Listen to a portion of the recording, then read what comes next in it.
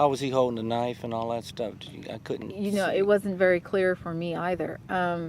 Apparently, from what I understand, after going back and looking at other videos, is that he had a knife. It was sort of like a machete, about 3 or 4 inches long. Okay. How they described it. And he was sort of wielding it at people, like sort of, you know, taunting them with it. And then someone called the police, of course. Okay. And then they came and they had pepper sprayed him, tried to get him to drop the knife. He wouldn't drop it. Okay. Eventually it got to this point where they shot him. How do you guys handle situations like this within the LA Police Department? Each situation actually is dynamic. You know, sometimes you have to make decisions in a split second. We're mainly taught to control the situation. Does control the situation mean if he has a knife and he isn't dropping it, then you are allowed to just shoot him? Correct. Okay. Correct. If there's some type of, like I say, each is dynamic. If there's a threat, then yes. If there's a threat to whom? To public or the police. And or police. Okay. Correct. Are you guys ever given the option of just shooting them maybe in the foot or in the leg in order to just, you know, disable them? No. Immobilize them. So you actually have to shoot to kill. Correct. That's what we're taught. Okay. So you guys are not able to just disable somebody. You actually have to shoot to kill. Well, we have to stop the threat. Okay. It takes. We already train in many hours of training with our handguns, special weapons, things like that. To strategically shoot someone in the foot or something like that requires extreme amount of training, and it's not effective. Okay, if you're trying to stop the threat, trying to shoot at a leg or something like that is not used for the fact that it's not a. If you can shoot them in the foot, that means there's something else you could have done without any life-threatening force. Okay, there's what they call less than lethal options, which aren't as deadly, but could be, you know, used. Are the police in the LA Police Department equipped with taser guns? Are all of them equipped with taser guns? Certain units are, and it's just certain units are equipped with them. So not every police officer has a taser? Correct. Okay. Correct. That was one of the things that was brought up in this situation in New York, is that they felt as if the officers should have just tried to tase him. And from what I understand, reading some of the comments, not all the officers are provided tasers. So sometimes the only option is to shoot. That is correct, but out of my personal training and experience, you have to get within a certain distance of a person to use a lot of these less than lethal options. We're not trained. If someone has a machete or knife or something like that, we're not trained to tase them because the threat level is too dangerous. Okay. You'd have to come. Yes, from what I've seen, yeah. people, a knife does a lot of damage real quick. Yes. And it only takes a split second. And we're not really paid, or shall I say, trained to accept taking the what's the words the risk of loss of life or great bodily injury. All right. Let's move on to something else that's even more prevalent right now in the news, and that is the Chavis Carter case. Have you heard of that one? This young kid, I believe he's in Arkansas, actually. 21 years old, has a record, as a drug dealer. Okay. That's neither here nor there, Okay. considering what's happened. Now, Mm-hmm. this kid was pulled over. There's 3 guys in the car, 2 white, 1 black. Okay. They allowed the 2 white kids to go. They kept Chavis. They searched him. Didn't find any weapons on him. They found drugs in the car. They allowed him to be not handcuffed the first search, and then they went back and searched him again and found nothing on him, supposedly no gun, no knife, nothing. Mm-hmm. And then they handcuffed him to take him to jail. Now, somehow when he's in the backseat of the police car, he's shot and killed. His mother says that he's a left-handed person. The police are saying that he was shot in his right temple. Now, most people know that a right-handed person would shoot themselves in the right temple, not a left-handed person. So, in your opinion, could a suspect who is double locked, I believe is the term, handcuffed behind their backs, actually access a gun wherever they hid it? If it was in fact hidden, could he access it and shoot himself in the head?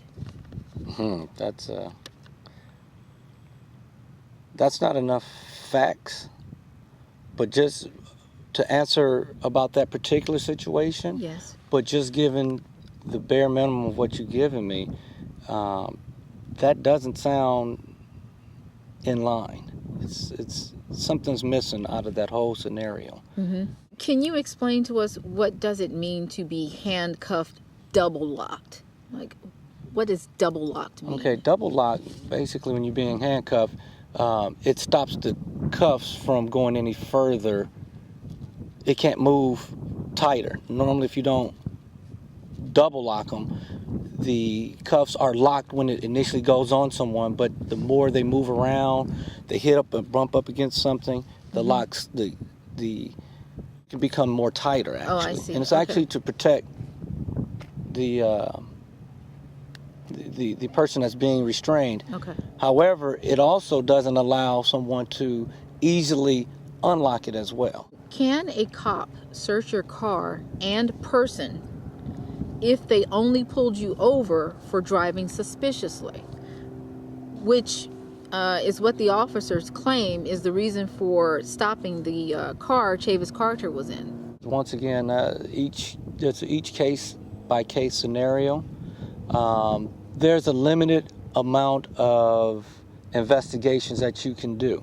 Now, I would have to ask and find out more detail, because once you initially pull someone over, okay, the driver, what were their actions? There are certain movements that are called affirmative movements that are in line with either someone trying to conceal, whether it's drugs, guns, something. So I don't know what those officers observed at that point. Mm-hmm. Okay, that's one observation. Another would be, okay, when he walked up on the car, were there things that the officer noticed? Did he see any type of contraband or weapons or anything like that? Did he smell anything? That would lead him to believe that there's a little further investigation. And each different states and departments have different policies and procedures. And then you do have your federal guidelines as well, which you have to adhere to as well. So it's just not enough information for me to make a correct comment on that. Let's say that I'm driving and maybe a police officer sees that my plates are expired, my tags are expired, Okay. and he pulls me over. Now, the only thing from what I understand he can do is cite me for a ticket. Is that true or no? Then, like I say, yes and no. Okay. It all depends on what after the contact. If it's just a regular expired registration, there's further investigation of, how long or how expired are the tags. If it goes over 6 months, you tow the car, impound the car as well, which in the long run you will end up searching the vehicle because you have to inventory everything that's in the vehicle. Absent the initial officer safety issues or his initial observations, plain view, smell of something, if it's just a regular traffic stop, no other traffic violations were observed, there's still officer's discretion.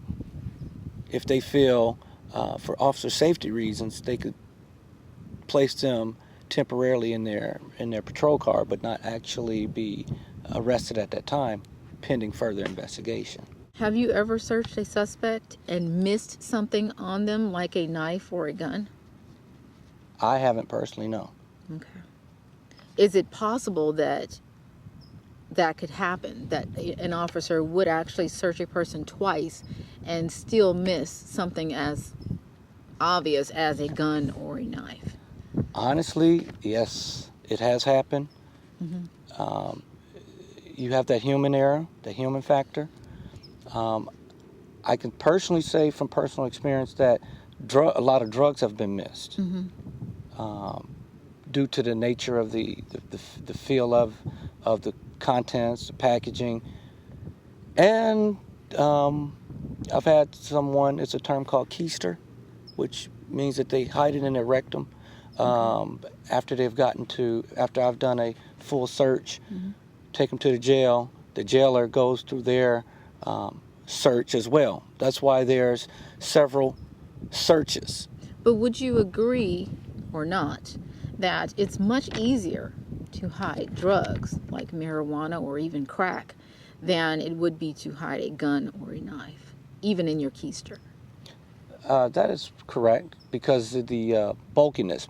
However, from my training and experience, they have weapons, guns that are so small that it could fit in the palm of your hand.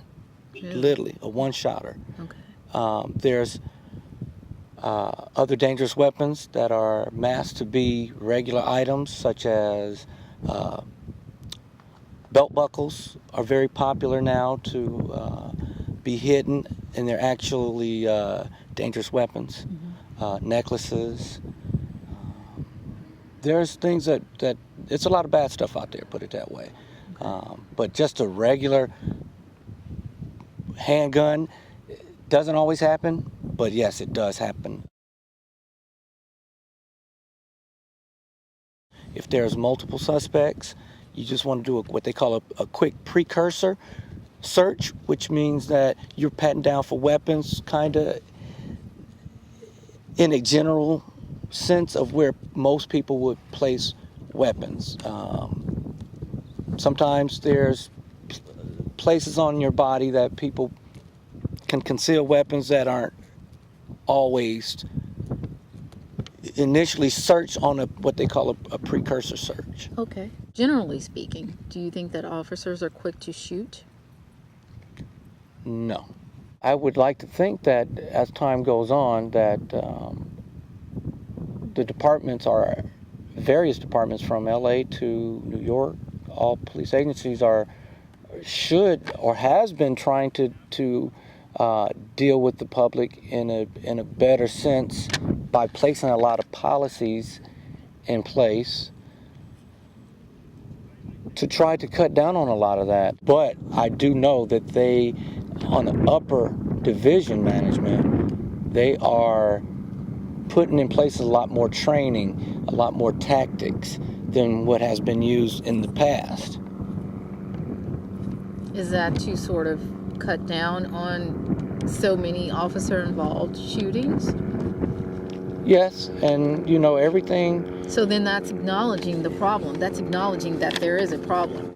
Why is it that more than one officer will shoot one suspect. Like for this guy in New York, for example, there's one suspect. There's 10 different officers all shooting him at the same time. Why is that? Okay, that is a great question. And there's several factors that play into that. There's a lot of adrenaline that's going on at that time of a shooting. A lot of times people can become tunnel vision. Okay, they're seeing a threat, and if they feel that their partner's life is in safety, or in danger, shall I say, or themselves, they have the right to, to stop the threat. There's things called contagious fire, okay, that's been addressed, and that. And what is contagious fire? Means that a lot of times if you have just a lot of adrenaline pumping and going, and then if you have a threat, we're not talking about that particular situation with the man with the knife, but if someone else, say, has a gun, yes. You hear pop, you know that person is pointing it towards either you, your partner, or public. You don't know if that actually round came out of your gun, out of the suspect's gun. Mm-hmm. So I think a lot of them may go on, they hear it and they feel it's the threat. Now we need to handle it. If a suspect is running away from an officer, how can he justify shooting a fleeing suspect? Well, once again, that goes on department policies. To each department is different. For the department I work for, their policy is that we don't shoot at fleeing felons. But there are certain factors that you may shoot at fleeing felons. Such as? Okay. Known to be a dangerous felon to the public at large. Great example of someone would be someone like, I believe his name was Richard Ramirez, the Night Stalker. Yes. Okay. He's been known to, go in people's house, do things and still get away. Those are exceptions. Okay. But there are exceptions like that. That's one example.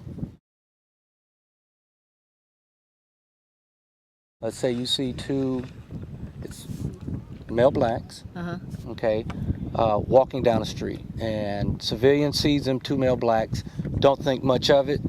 All of a sudden you see police car swoop in on them, and they, detain them. Yes. Well, a lot of civilians, without thinking, they're just messing with these guys. They weren't doing anything. Right. Well, being in law enforcement, there's more than just what meets the eye. So I'm talking from personal experience now, where I was off duty, and I was with some family members, civilians, and they had actually made that comment. We saw this happening. Okay. It was in mid-July, very hot.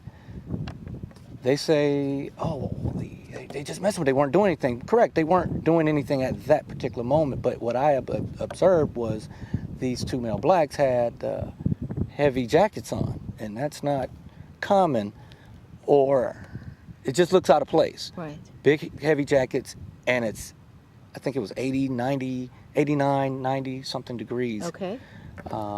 Then you don't know what kind of radio call that they got, description. Did someone just get robbed 10 minutes ago, 5 minutes ago? Okay, so this brings up an interesting question. Let's say that there was no call. Okay. In an instance, and you just see two black guys walking down the street.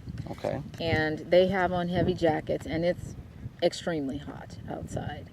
Do you, as an officer who may be suspicious of these people, actually have a right to stop them and question them, even though there hasn't been a call that they've done anything wrong, and they're just simply walking down the street? Do you still have a right to stop them just based on your suspicions? Okay. That in itself, no, would not be enough. However, police officer has the rights as well as a civilian. If I want to get out and talk to these individuals, Talk to them about what? whatever you want to. Like? You can ask them, why do you have that big jacket on? And do they have to answer you? They don't. Okay. Um, Do they, if you ask them their names, do they have to give you a name? no, they don't.